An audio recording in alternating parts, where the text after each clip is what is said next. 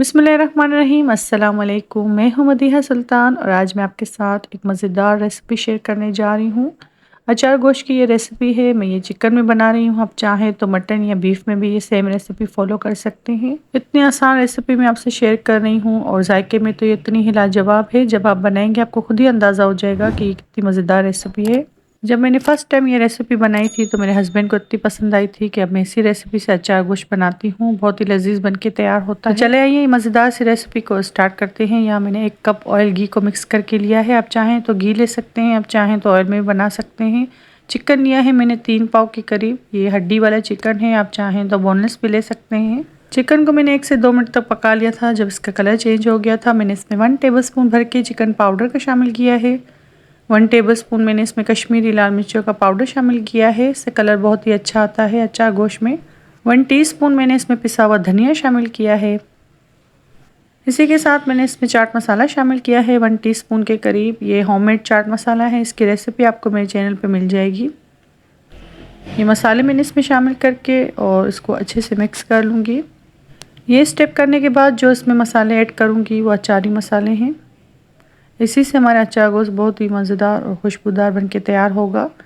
1 tablespoon मेरे पास कुटी हुई लाल मिर्ची है, 1 टीस्पून कलौंजी है, 1 टीस्पून सौंफ, हाफ टी स्पून इसमें मेथी दाना शामिल किया है, 1 टीस्पून नमक शामिल करेंगे और 1 टेबलस्पून भर के मैंने धनिया इसमें शामिल किया है, जिसको मैंने दरदरा पीस लिया था।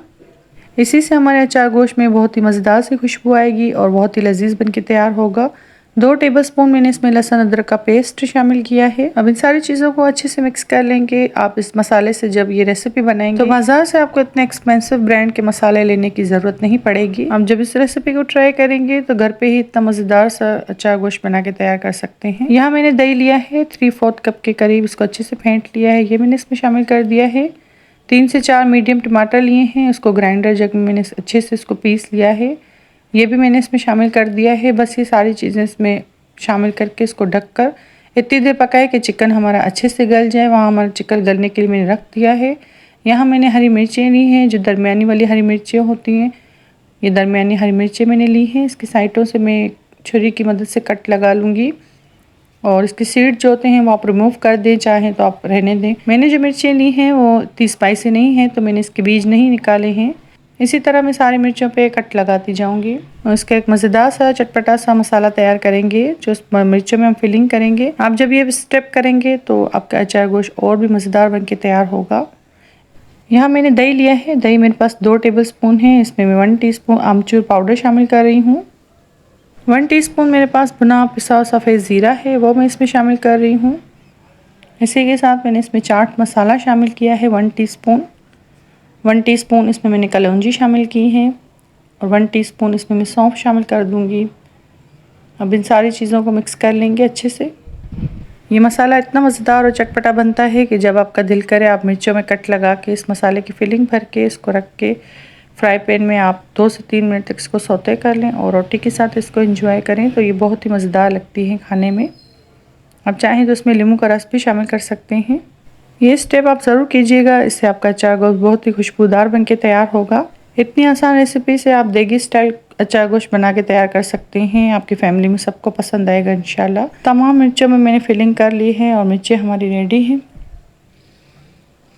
1 टीस्पून के करीब ही मैंने इसमें फिलिंग ऐड की है। आप ज़्यादा मत कीजिएगा।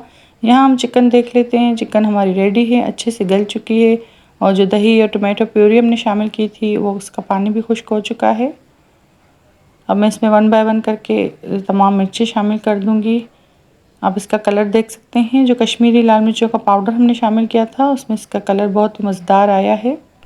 वीडियो में देख के जितना ही मज़ेदार लगता है खाने में उतना ही लजीज बनके तैयार हुआ था। आप इसको चपाती के साथ या तंदूर की रोटी के साथ इसको सर्व कर सकते हैं। यह अचार गोश्त की रेसिपी बहुत ही सिंपल है, ना ही इसमें ज़्यादा मसाले पीसने की झंझट है और ना ही इसमें ज़्यादा स्टेप है। मज़ेदार सा अचार गोश्त हमारा रेडी है। आप इस रेसिपी को ज़रूर ट्राई कीजिएगा और मुझे कमेंट बॉक्स में बताइएगा कि आपको ये रेसिपी कैसी लगी।